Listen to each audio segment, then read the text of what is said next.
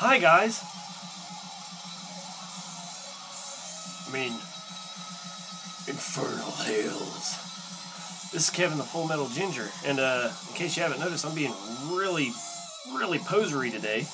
Yeah, we're going to do a top 10 Blackened Death, Blackened Thrash, War Metal video. Get out of here, Jesus. Yeah. So basically it's going to be like all my other top 10s. I'm just going to take what I actually own and put it on here. If I actually did everything that falls under this genre, I'd be here forever trying to finalize this list. So, yeah, we're just going to do what I have, so you can just deal with it. Listening to Nocturnal Graves. Some killer fucking death thrash, or blackened thrash out of Australia. This is from the bloodline of Cain. Awesome stuff. So yeah, like I said, I'm just going to do everything that I actually own. I finalized this list last night, and as I said, you know, if I was to sit here and take into account every single album there is out there, I would never get this done. And I also wanted to mention that I just talked about Sarcophaga and Goat Penis in my last last video. And I was thinking, you know, I don't want to talk about them again, so I just kind of disqualified them for this video, so they would have been in this list. And I'm also not going to do honorable mentions, just because this was such a difficult video and list to put together. You know, everything that didn't make the list was very close, so everything else I own is honorable mention. So we'll jump right into it with number 10. This is Morbosidad with their self-titled 2000 release. This is actually the 2014 re-release on Nuclear War Now. The only difference is it came with the poster right there. And yeah, man, chaotic Blackened Death / war metal from Houston, Texas. The band was originally from Oakland, California. I guess moved out there at some point. Barbaric, man. Sheer barbaric.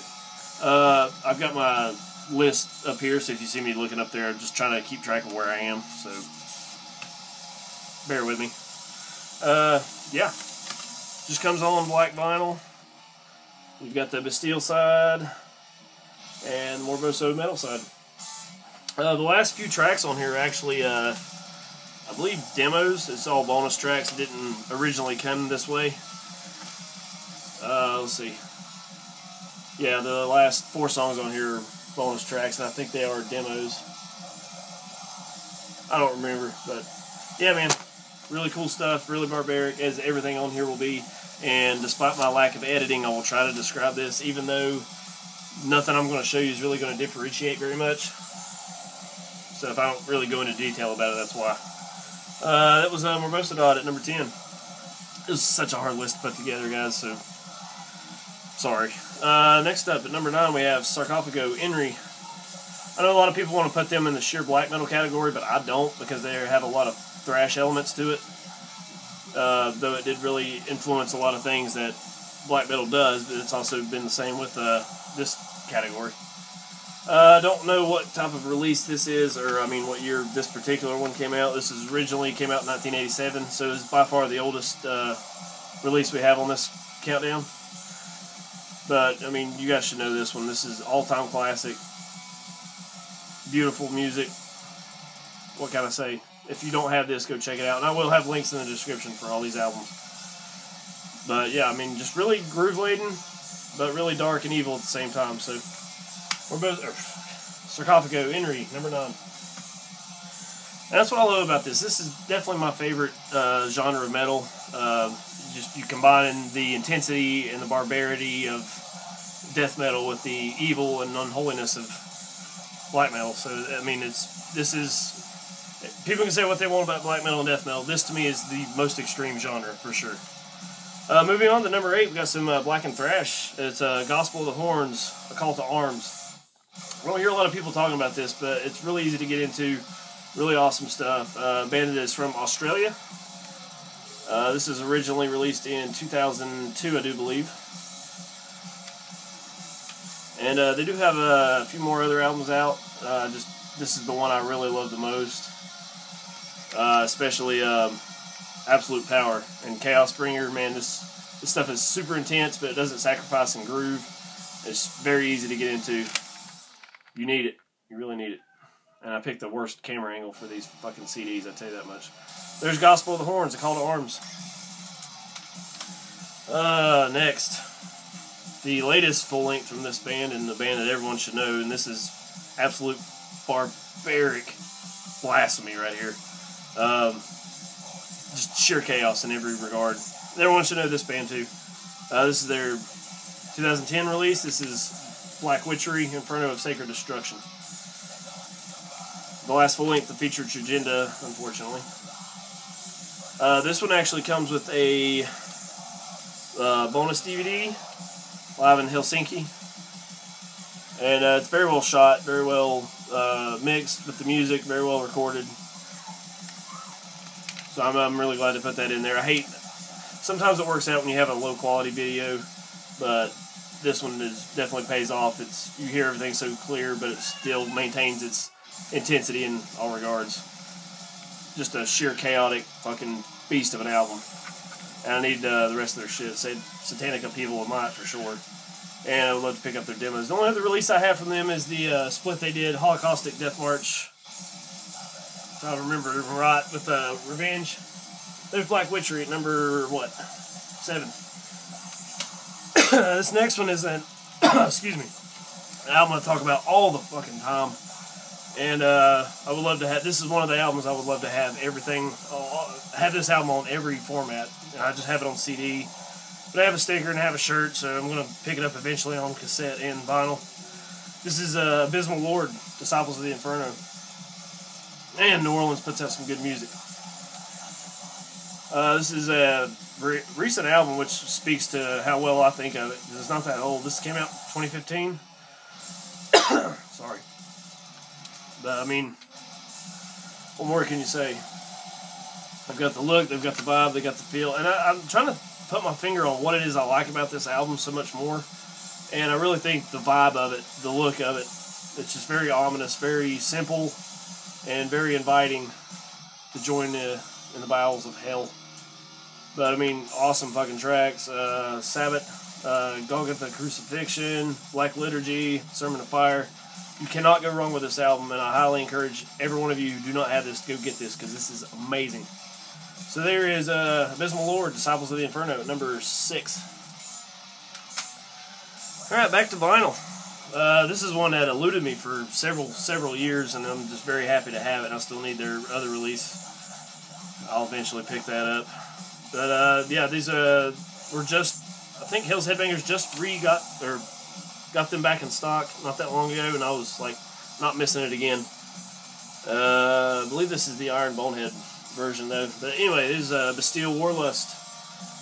Vengeance War Till Death. Vengeance Death Till War.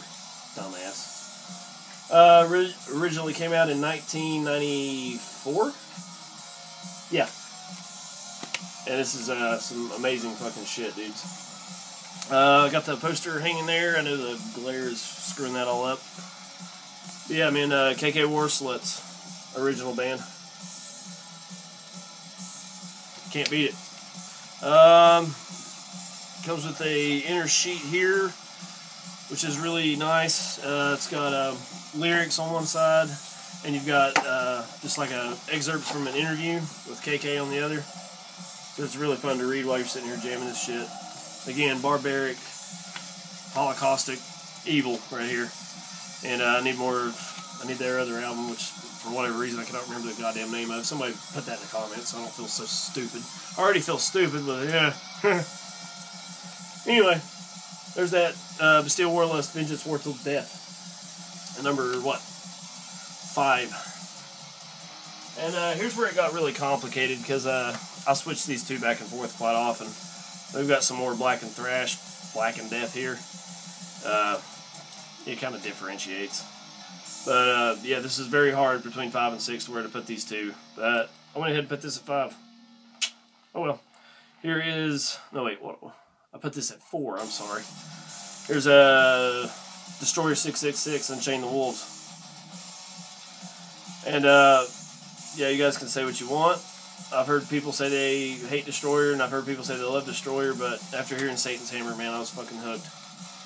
Originally came out in 1997. This is the... what year did this come out? 2000... Yeah, it's 15 re-release. And I need this on vinyl. I need some more Destroyer, too. Amazing shit. I mean, Australia does no wrong when it comes to this type of music. You need to go get this if you don't have it. They just put out a new one. God damn it. What was the name of it? Wildfire? Yeah. And I still need to get that, too. I need all the rest of the releases. It's the only thing I have from them. There's Destroyer 666, Unchain the Wolves at number 4. Then we're getting to the nitty gritty. And at least one of these you guys might disagree with me on. And at least the placement, I'm sure you'll disagree with me on.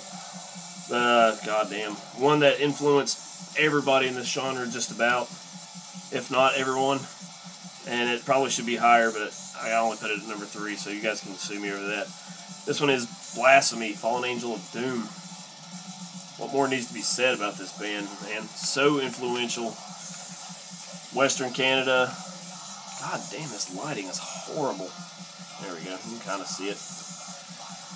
Western Canada does no wrong. Ross Bay Cold Eternal, of course.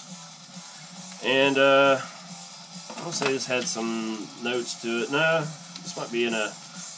I don't know what... I'm pretty sure this is a re-release, but it still looks fairly original. But I've not really done the research to find out. That's like one of my favorite photos ever. Awesome. But yeah, man, you go no wrong with Blasphemy. How do you put that much intensity and chaos into something that catchy and groovy? It's beyond me. They are beyond me. Of course, I'm a goddamn poser, so you guys have to have this. This is absolutely required listening. Blasphemy, Fallen Angel of Doom, number 3. And at number 2, we have the very first Blackened anything I'll listen to, ever. And it definitely paved the way for me getting into all this and everything else I didn't pull out off the shelf. And without this band, I don't know if I'd even be into this stuff, because they definitely eased me into it without beating me over the head to begin with. And I guess I'm one of those guys that has to be eased into things. Death metal took me years to finally get into. So without this band and this album, I think this Blackened stuff, especially the war metal, wouldn't have clicked right away. But anyway, listen, here is Angel Corpse, Hammer of Gods at number 2. Oh, I've listened to this so many times. Great song. Soul Flayer, When Abyss Winds Return, Lord of the Funeral Pyre. God damn, it's such a good fucking song. And this one actually has Burning in Hell from Creator. Burning in Hell, which is a Possessed cover, and Pleasure to Kill from Creator. 2 covers there on the end of it. Can't go wrong, man. And you gotta love the fucking CD. And we'll flip through the book a little bit. Old ass photo of Pete Helmkamp. This originally came out in 1996, if I'm not mistaken. And it was their debut full length. I do still have a Exterminate. I started to put them on there, but I was like, you know what, this one was so much more influential for me and paved the way for so many other bands for me to get into, so this one had to be on there. But yeah, the first Blackened Death I ever heard in my life, man. Angel Corpse, Hammer of Gods. And down to number 1. So many bands I thought I started to include. So many that didn't make the cut that you guys should probably be on here. There's not even any Archgoat on here, so that tells you something. But every time I hear this, I need to hear it again and again and again. This is such a good fucking album. There is a... I'll just tell you in a minute. I gotta show you this. And I still have no jewel case for this, so bear with me. Which will probably be beneficial with this light. But this is Conker, War Cult Supremacy.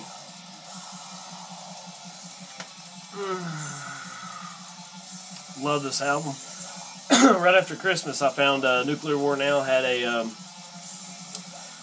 I don't recall if it was a box set or what it was, but it was just a double LP of this album, and it came with like a poster, a belt buckle, and some crazy other shit. Yeah, it was only $30, so if that's still on there, you guys need to go get that. buy it out from under me. I don't care. For whatever, I didn't have the money to pick it up. But I'm going to get that eventually. Yet another album where I want it on every format I can get it on. I want the shirts. God, I love this band. And I hate that they're gone. Now, granted, I know that Revenge is basically the same thing. I don't know what it is about this album. The riffs are just... I hear a lot of groove in these riffs. And, I mean, aside from this being absolute pure chaos, this is a really good album. And in terms of groove, man, the riffs just sound so good. Maybe groove isn't the right word. What I'm saying is the intensity of the guitars is what hooks me for this. And I can't get enough. So, Conker.